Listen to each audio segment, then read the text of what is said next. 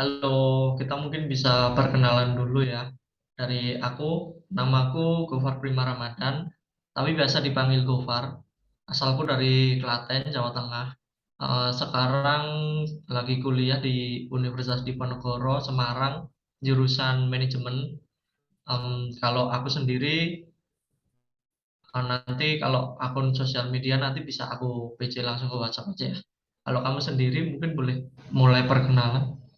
Oke, sebelumnya salam kenal ya Kak Gofar. Kenalin, aku Putri Aryani. Aku biasa dipanggil Putri. Aku asalnya dari Tangerang. Sekarang aku semester 5 di Universitas Trisakti. Jurusan aku juga sama nih Kak, manajemen.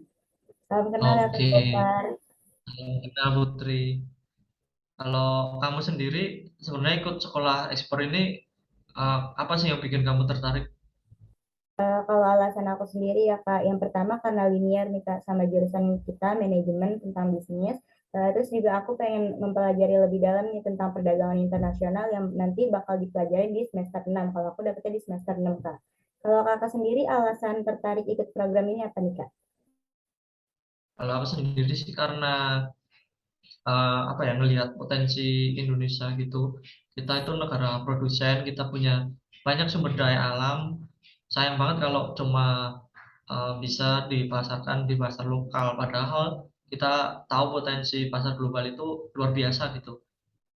Tapi sayangnya kan masih dikit kan yang tahu gitu cara ekspor itu gimana.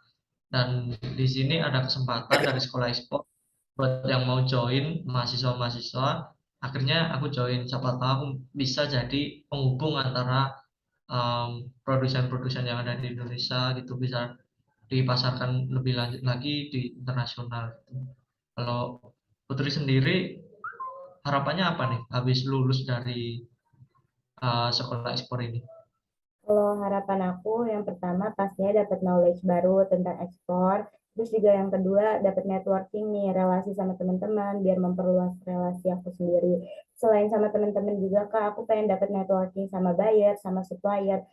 Jadi kalau misalnya ke depannya aku pengen ekspor itu pasti akan lebih mudah. Kalau harapan aku sih kayak gitu Kak. Kalau harapan Kak Gofar sendiri gimana nih Kak? Harapanku sih em, bisa ekspor gitu ya, karena tujuan utamanya emang itu yang sebelumnya itu nggak tahu apa-apa soal ekspor, nol banget gitu.